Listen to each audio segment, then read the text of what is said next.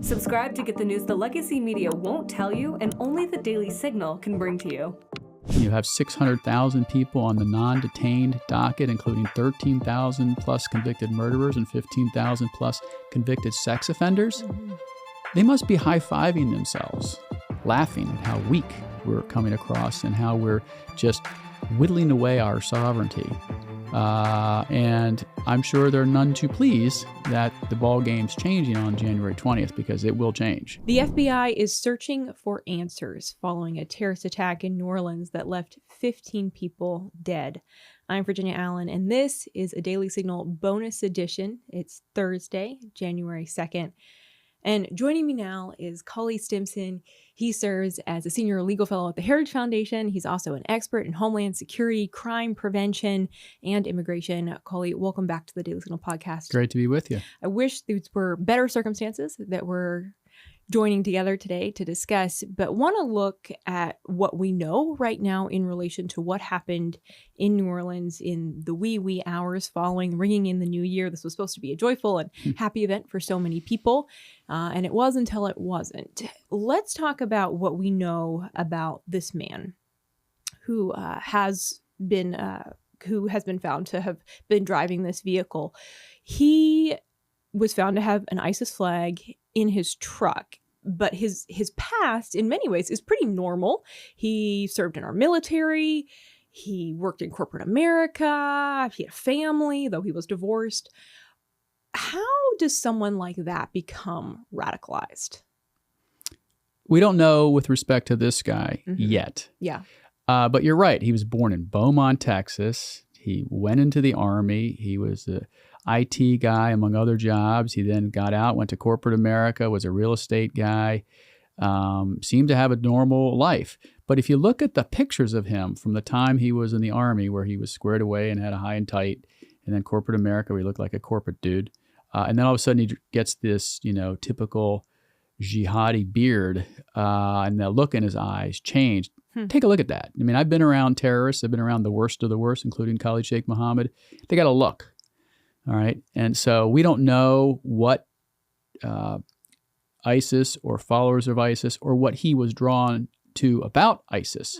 But, when you think about people like him or the Fort Hood shooter or the shooter at Pensacola or even Bradley Manning, why he was willing to betray his country and take it upon himself to break into databases and provide the biggest amount of intelligence trove to WikiLeaks, who then provided it to our enemy, which resulted in people killed and billions of dollars.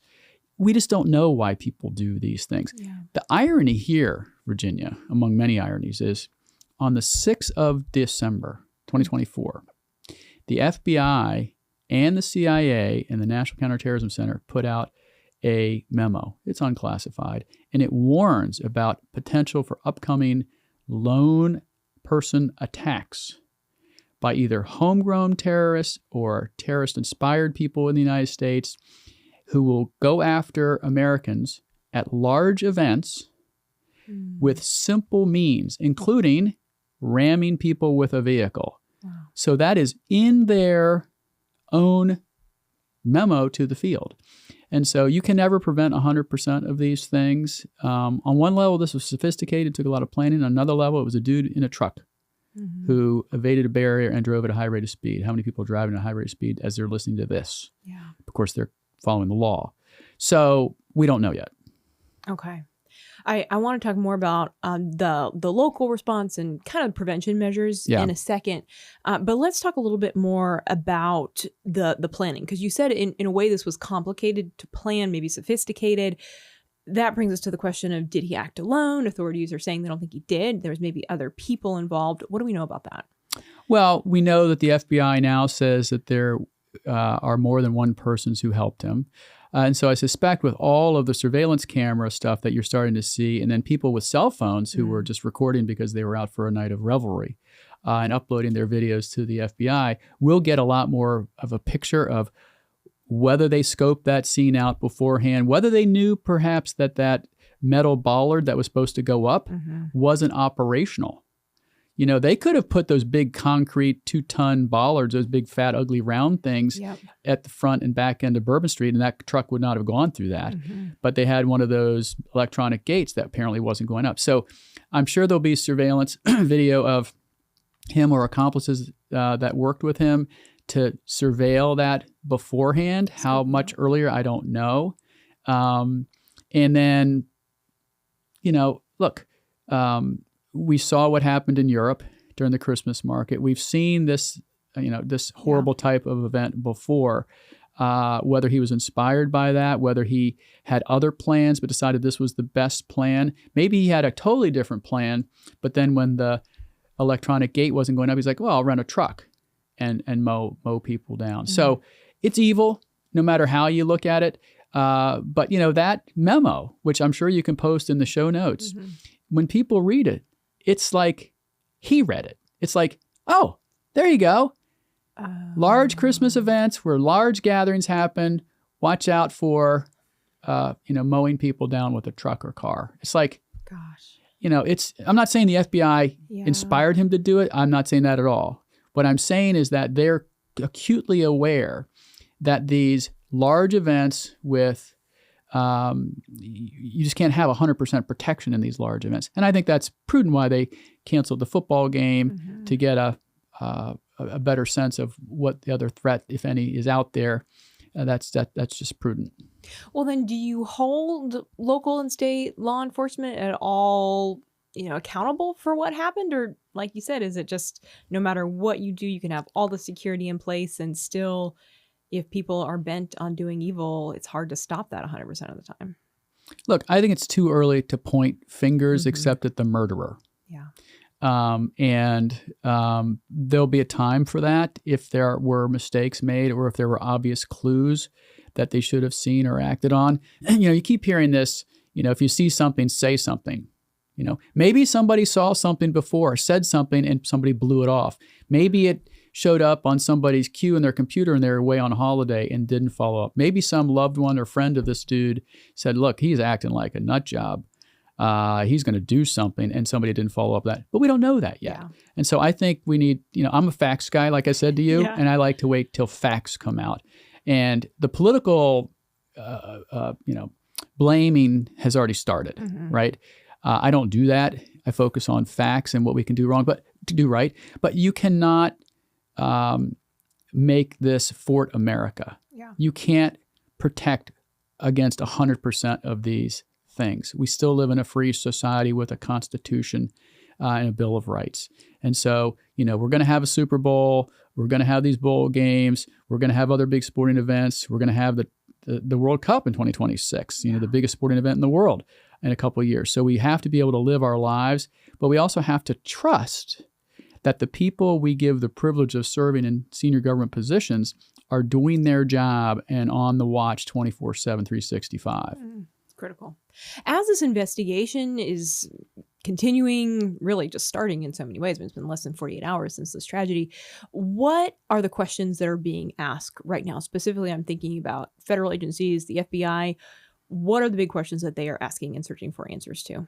Well, you know, it's a multi-layered investigation. So at the upper level, at the classified level, they're seeing whether any contacts with foreign people. They're seeing they may be using surveillance tools and checking surveillance databases like the 702 database, et cetera. They may be... What is the 702 database? That's the Foreign Intelligence Surveillance Act. FISA, remember it was extended. It's only extended through March, by the way, of this year. So they may be seeing whether he's been in communication with people overseas. All right. And we record the content of those communications, not just the who called, you know, when they called and the metadata. So at the upper level, they'll look at that. They'll look at his social media profile and other encrypted communication devices if he had any. If they can break into those, they will. If they can't, they may get help from outside vendors who can help with that. At the unclassed level, they're going to search other databases, including video. I'm sure there are toll roads, cameras, And then I said, regular American people, visitors, have been told to upload their video to the FBI databases. His credit card footprint, his bank account information, because he's dead, they're not collecting it for purposes of a prosecution. They're collecting it for purposes of developing a thorough understanding of what, if any, clues were missed. And maybe there weren't any clues missed. Maybe he's just a dude who just took it upon himself to do a horrific thing. And not much could have been done to stop him. I mean, here's an ex-Army guy, right, who rents a truck. What rider truck person is going to say, you know what, I'm not renting you a truck? I mean, that's just not America, right? And so we don't know what we don't know, to quote my old boss, Don Rumsfeld. And so, but this multidisciplinary process where the FBI, the feds have the lead, they have access to databases that local officials don't. And that's the way it needs to be. But then we have a new Congress. And the new Congress, no doubt, will conduct or consider conducting oversight hearings at the unclass and then in closed setting to find out what stuff in the background that the intelligence services knew, if anything. There's a lot more to this story. We'll find out more about this story. And I wouldn't be surprised if the Trump administration and leaders in the national security space put together an after-action report, because Biden only has a couple more weeks in office, and so this is always a vulnerable time in America, because you have one president at a time, but this president is to be charitable, not with his A game anymore, and you have a president who has an A+ game and a lot of vigor, but this period is dangerous, and we don't want to send a signal to the enemies of the United States, foreign or domestic, that we're going to let our guard down. And that's really important to show strength and resolve. You have studied ISIS quite extensively. You've written on them before. Is it quite common for them to target individuals for radicalization, to say, okay, this is someone that maybe has some ties to the Middle East or family members who grew up in the Middle East, so we're going to target them with certain intentions of trying to radicalize them? Is that normal? Well, I mean, is that a common practice of theirs? Sure. Yes. It's not normal to be a terrorist, but it is a common practice for Al-Qaeda. And then, remember, ISIS was created in 2004 as an offshoot of Al-Qaeda, and then formally divorced themselves from Al-Qaeda in 2013 because they didn't think Al-Qaeda was brutal enough. They're counting on weak, vulnerable, impressionable, usually men.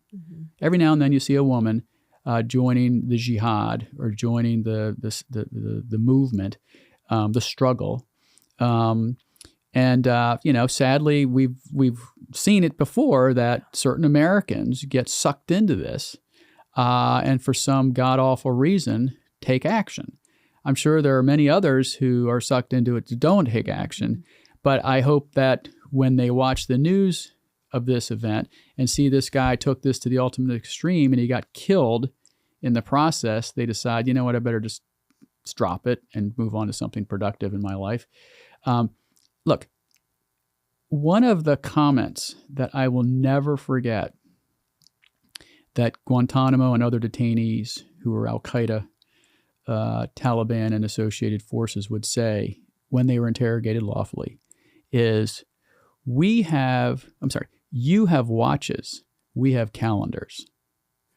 It means you guys, look at the time and you're under the gun because of political pressures to end the war in Afghanistan or end the war in Iraq.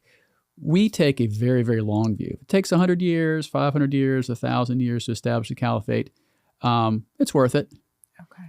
And so they take a very different long view than we do.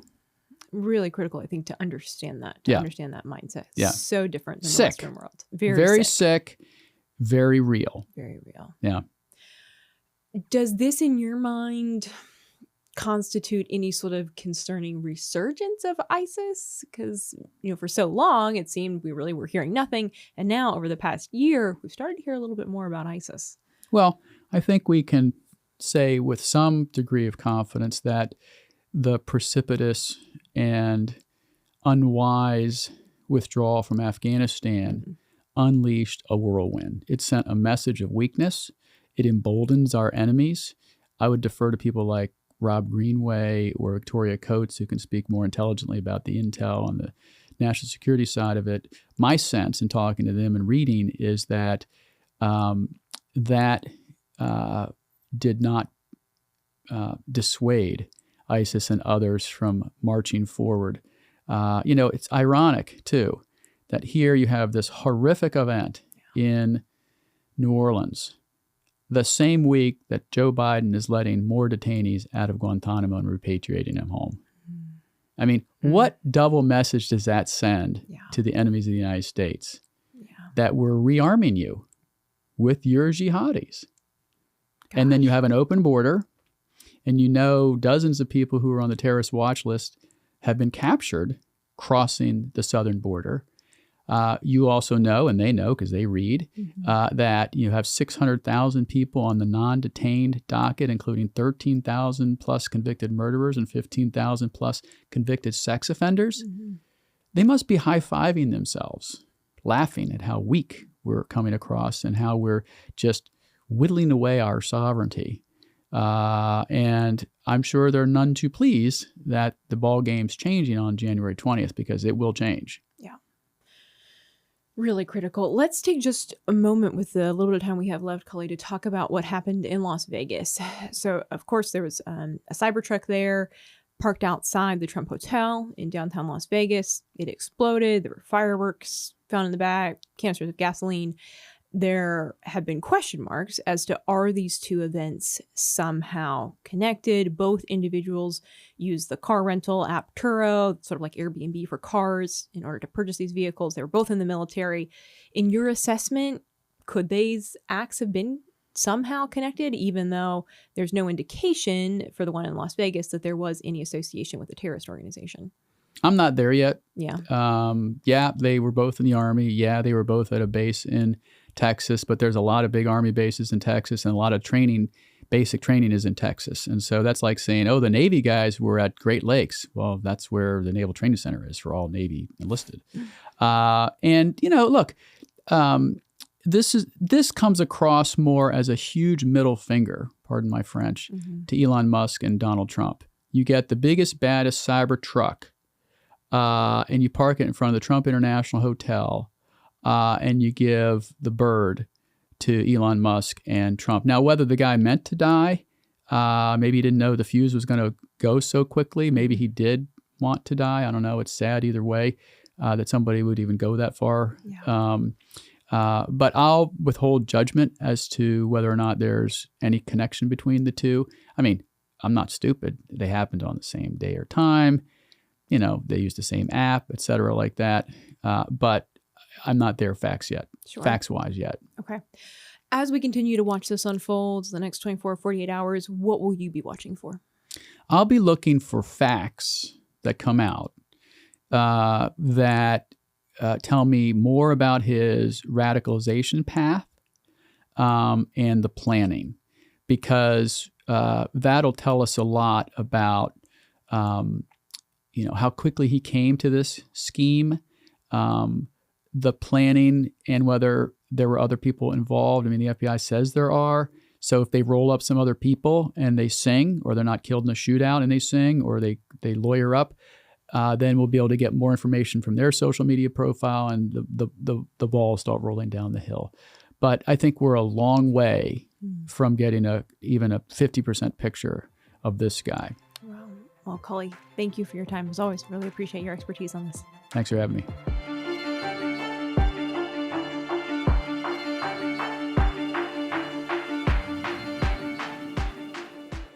Subscribe to get the news the legacy media won't tell you and only the Daily Signal can bring to you.